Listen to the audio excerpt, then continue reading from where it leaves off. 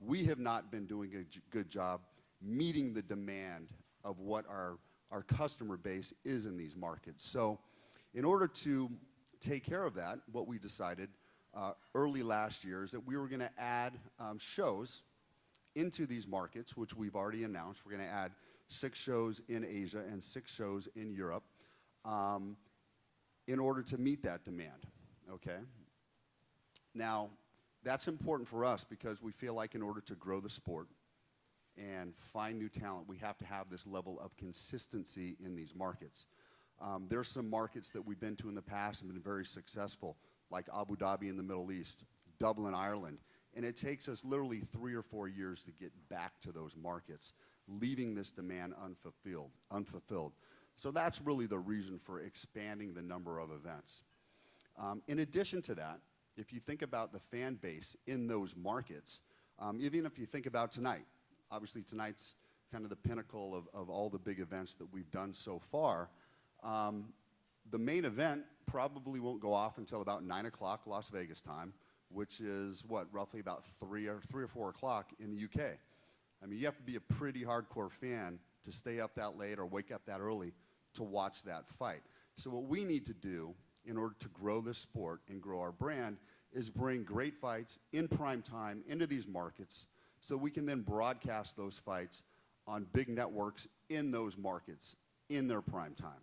Now, as we've decided to do that, and that is moving forward for 2014 and beyond, now we have to figure out how do we distribute these products in the United States, in Canada, in this time zone.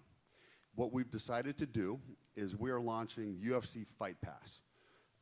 All of these fights will be available. The first one, which we'll talk about in more detail, on January 4th, the fight from Singapore will be available on this service, as well as our fight library, which includes not just UFC, but all of the other brands that we have in our fight library, including Pride, Strikeforce, WEC, and so on, as well as a number of other original programming features that we will be developing on this platform that will be bringing behind the scenes to our fan base like no other sport has ever done before. Access like you would never get from any other sports league or sports team for that matter. Now, we've worked very quickly. We've worked very closely with New Lion Technology to develop this. And what I want to do now is I'm going to give you a little bit of a flavor of what UFC Fight Pass will offer. And then obviously we'll go through more details. And you'll get a chance to actually look at the service. I think we have it set up in this room. You guys can play around with it and see how the functionality works. But if we could roll the video now, that would be great.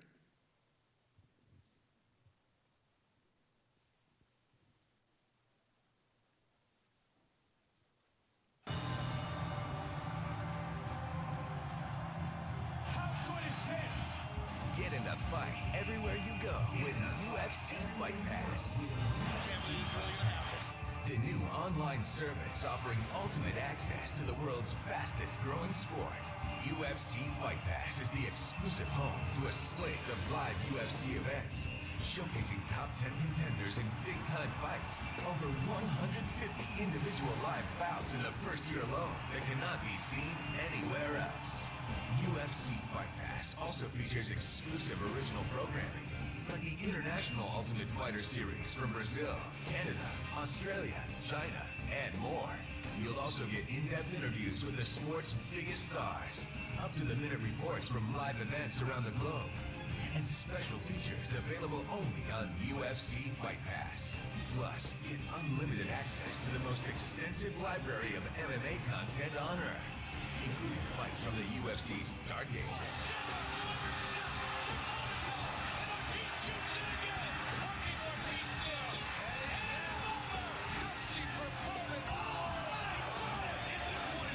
And the greatest bouts from other MMA promotions, including over 500 Pride fights, more than 600 WEC bouts, 500 plus Strikeforce fights, as well as the best of Affliction, WFA, and more.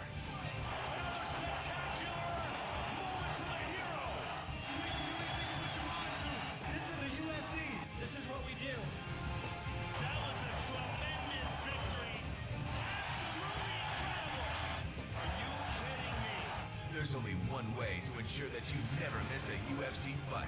Get your UFC Fight Pass to watch your favorite fights wherever you are, whenever you want. This is crazy! This greatly surpassed any expectations. Now is the time! This is the Octagon control every UFC fan dreams of.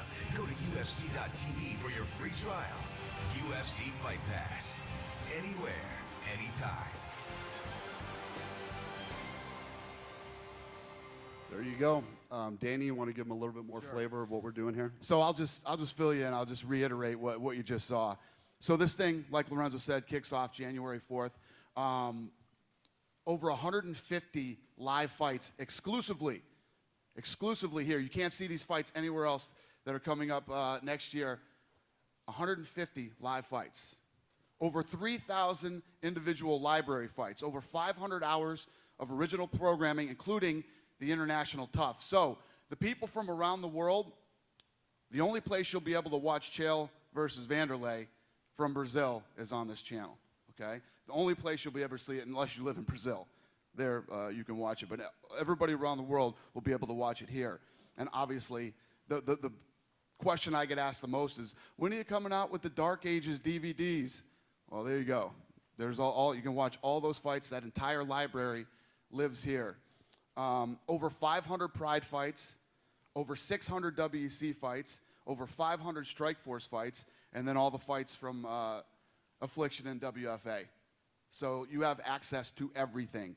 The biggest, not only the biggest fight library in MMA in the world, but the key to this whole thing is being able to get all these other original live fights only here, and the stuff from Tough from around the world. So I'm going to turn it over. This is kind of, you guys all know Marshall Zelaznik. This is his baby. This is what he's been working on, and he'll fill you in more. Hi, everyone. Thank you for coming. It's really exciting. As many of you know, I headed up the international business for some time, but recently transitioned into the Chief Content Officer role. And as we started to evolve that role, it became very clear that the dream that Lorenzo and Dana, or the vision, had was that we as a company had to evolve with the technology. And as I dug in and I got to work with Edward Muncie, who heads up our technology group, we had this amazing machine that we worked with New Line on that was really untapped. If any of you had been on UFC.tv before, you would have seen free content, you would have seen transactional content. So we basically had this thoroughbred there that we thought there might be a better way to utilize this. So with the convergence of the international strategy to deliver the primetime live events with all the content that we had been created over the years, had acquired over the years, it seemed the perfect time to get this product launched. So you know, UFC Fight Pass will live under the UFC.tv umbrella. It will be a subscription service. We do have a free trial that will take you up until March 1st for everyone to go into the service and play with it. The service is live and up and running now, so we encourage everyone to log in. We do have 4 computers in the back for the press to take a tour through it. I think you'll be impressed with the girth of the content. The price is $9.99 starting March 1st. And one of the things that we're most proud of is that this is a real convergence of all of our great content and great technology. With all the streaming movie services out there and the way our consumers consume content, we think this is the best way to deliver that content. We're initially launching the service in the US, Australia, Canada, and New Zealand, but over time we will launch this worldwide. We'll figure out the best way to get this distributed. And the beauty with the UFC, as opposed to any of the other sports properties out there, is our fights have shelf life. If you've been a boxing fan, how many times can you watch Ali Frazier? The same is true with the UFC. Our content has shelf life. It drives big ratings everywhere around the world, whether it's live or whether it's taped. And what this service will do, it will allow fans to take their own personal journey with a fighter or with the sport. We'll have years and years of content. You'll be able to track fighters' progress through their career. And we're very proud of the curation that you'll see because there is so much content. We've put a team together with Dana's help, with Lorenzo, with Joe Silva's help, and with other people within the company. We have curated the content in a way that we think it'll be user-friendly and allow people to embark on that journey. So we'll open it now up to questions for everybody, and just wait until you have a microphone in your hand and we'll take your questions.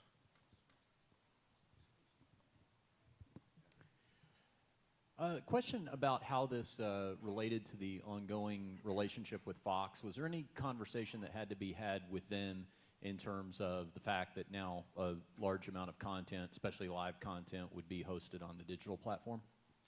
No, we've had obviously UFC.tv for a while now, where we've streamed content, streamed our pay-per-views for a long time. So obviously they were aware of that.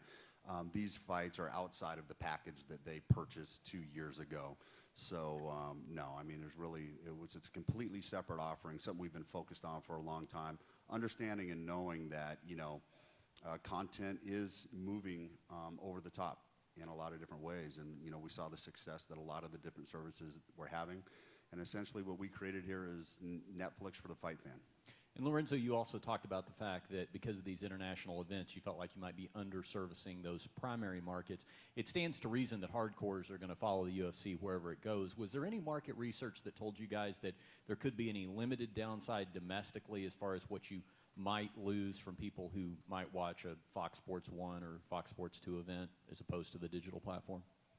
No, I don't. Look, at the end of the day, we have product and we're distributing it in various different ways. And we have essentially 3 tiers of product. So we have on the bottom end of the pyramid, we have the Ultimate Fighter. Really, we obviously expose new talent, young kids that haven't been in the UFC yet.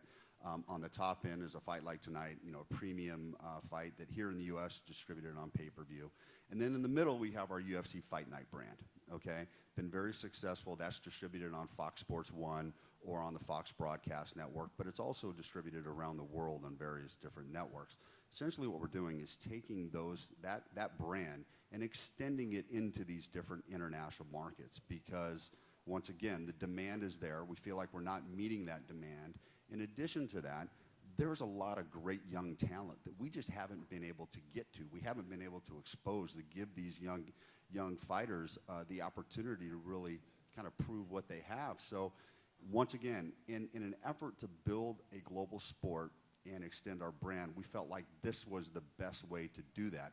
I don't feel like we're going to lose any fans here in the U.S. I think what we're going to have is we're going to have a lot of fans that are very engaged are going to want to see what happens in some of these fights, maybe see if they can find out who the next John Jones or Johnny Hendricks is going to be. Maybe they emanate from Asia. Maybe they're going to emanate from somewhere in Europe.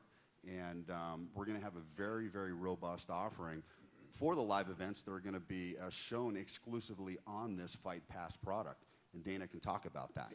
And the reality is this: we have a ton of programming. As we continue to go global, we have a ton of programming, and they only have so much space on Big Fox, Fox Sports 1. We couldn't possibly get this content out to the fans. And listen, just like me and most of you guys that are in here and most of the people that'll be watching this and hearing this, I'm a huge fight fan. I love to watch fights. And you can watch the fights from all over the world now, no matter where we are. If like Lorenzo was saying, as we go local and these fights are happening and it'll be, early in the morning here or in the middle of the day here, depending on the time difference, you can go straight to this Fight Pass and watch the fights whenever you want to. It's huge. It's awesome. I mean, it's nobody's ever done this ever again. Like I said, every year we raise the bar. Nobody's ever been able to do this before. We're going to do it, and I think the fans are going to love it. And one final question. Obviously, some of the top fighters right now on the pay-per-view model can get bonused off of pay-per-view buys. Could either of you see a situation down the line, or has it even been discussed, that someone who, say, potentially headlines one of these online platform cards could be bonused based off of some sort of subscription in the month leading up to that fight, something like that? I have no idea. I mean, we have our rights deal for television, and we do the pay-per-views. And guys get bonused on all fights. So I mean, this is no different. These fights aren't like part of. So this is all UFC. This is all the same. I mean, there's not going to be different rules for these fights than there are for the other fights. We're putting on UFC fights all over the world. Understand that these fights aren't different than any other fights we're doing. Other than they're in the right time in these people's markets wherever we end up. It's like Lorenzo was saying. We put a fight on. In the UK, these guys are watching these fights at 3, 4 in the morning. We're going to put on a fight Saturday night at 6 o'clock in London or Manchester or wherever we might be, or in China. And now it's just the people around the rest of the world have this Fight Pass, and they can watch the fights. These aren't different fights. These are the same fights that we put on. It'll be the same caliber, level of fighters.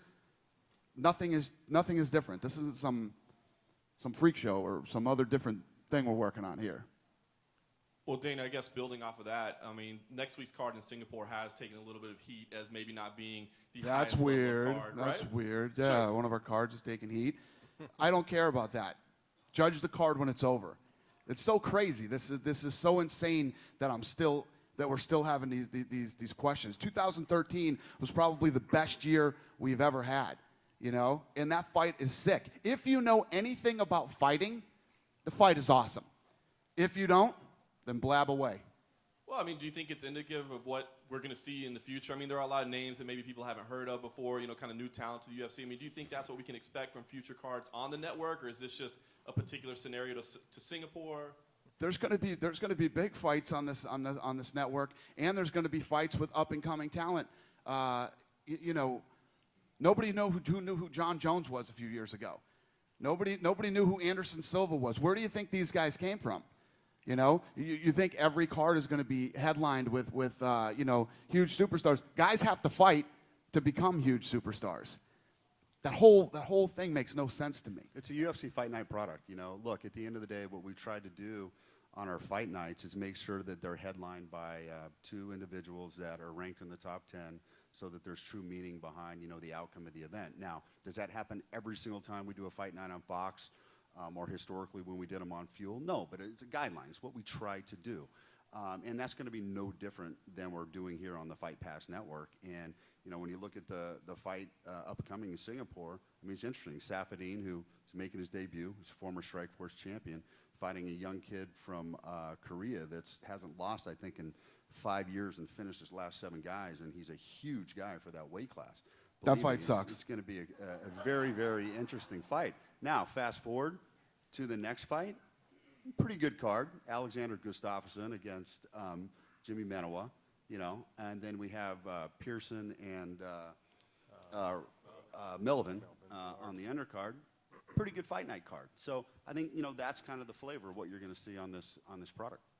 And one other, if I could, you know, Dana, you mentioned the other day that, you know, the economy is not coming back. It is tough, you know, so this is kind of adding to the cost of being to a UFC fan. Is there any way that the offset in this type of income could ever see a change to the pay-per-view model, or maybe, you know, is it just going to be, you know, it's an addition, or could we ever see a change to that model based on this new network?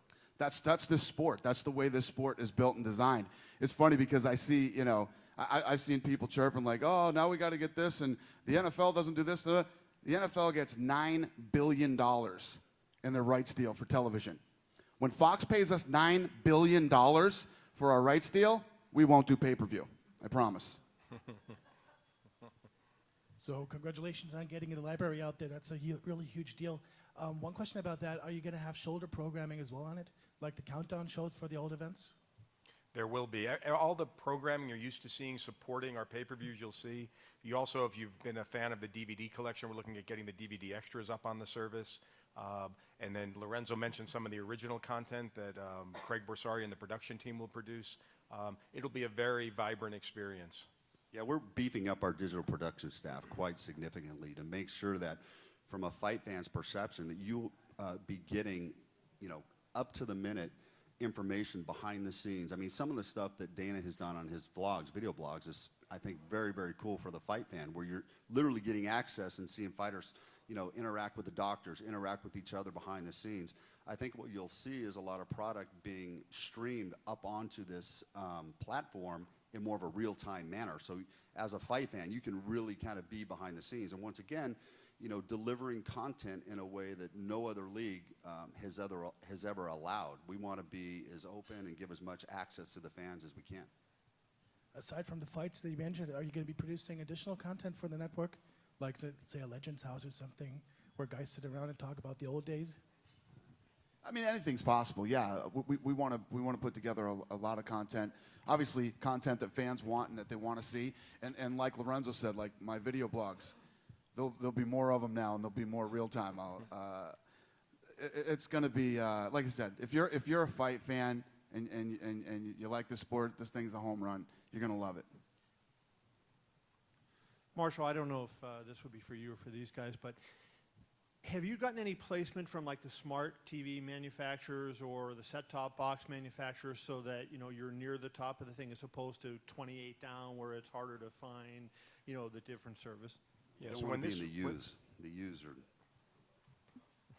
when we launch, this will be basically URL based, but by mid-January we'll have iOS and we will have Android, and we are in discussions now with the Rokus of the world, the Apple TVs. All of those groups already have the existing UFC.tv app, and there will be a very thorough discussion and negotiation that comes along with the Fight Pass service that gets us into those places. We think it's a premier product. It needs to be treated premier. We're speaking to all of our cable operators. There's a whole shift occurring now, even in the pay TV world, where they're looking at app-based services. And then I think Netflix is shaking a lot of people up, and we're going to ride a lot of that stream into the distribution for this. And I just wanted to clarify something. I know you're launching with the English-speaking countries. Listening to Dana talk earlier, you were talking about the fights being available on this service as opposed to in the different countries. But what about countries where they're not English-speaking, where maybe are they going to lose this content now, or is it going to stay on their TV network in that particular country until it comes on, the service becomes available in their country? We are distributing we'll call them the international fight nights, for lack of a better phrase now. Those will be distributed on television networks throughout the region where they're broadcast or where they emanate from, as well as other parts of the world. But this service will sit alongside that. Even if we have a TV deal in, let's say, Korea, where you might get an event, Fight Pass will ultimately be in Korea, and you'll see it simultaneously through Fight Pass as well. Well, I guess here's what I'm saying, Marshall. Let's say you have the event coming up in Singapore. For the lack of a better, I'll use France as an example. If somebody can watch UFC content in France right now, are they going to be able to watch it once this Fight Pass comes out in their language on their TV until the Fight Pass comes there? Yes, when we launch the product in these foreign territories, we are intending to get the local language as part of it. So I hope that answers your question. But once the product is available on Fight Pass, it may be simultaneous with the television broadcaster, or it may be exclusive on Fight Pass depending on how the rights deal goes with the television network. Marshall, over here. On UFC.tv now, you can order the pay-per-views. Now that this is replacing it, can you still order the pay-per-views? You can. The pay-per-views will sit under the .tv umbrella. You'll see options to buy the pay-per-views, and you'll be able to transact on Fight Pass as well. So if you pay, come March 1st, if you pay $9.99, you're getting access to those fights, the library, all that stuff. But if you want the pay-per-view even later, you'll pay for that, right? That's extra? That's right. And let's say Singapore, you wake up in the middle of the event. Can you start from the beginning, or is it airing live? It'll be real-time encoded, so if you're not there when the live stream starts, you'll come in, you'll start it anywhere you want. You can come in at the live moment or go back to the beginning. And then what happens right after the event? Is it up on demand immediately after? Immediately after, it'll be there, and it'll remain on the server for the life of the product, for sure. And then you said March 1st for everyone. That's when you'll have to start paying for it. The first 2 months are free for the world, for those four territories, right? That's right.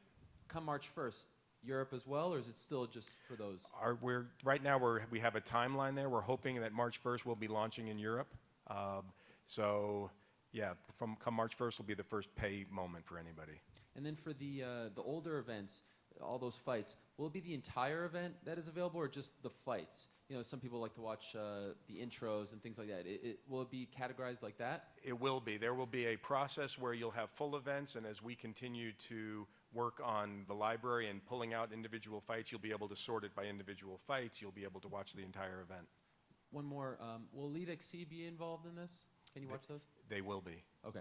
Yeah. Thank you.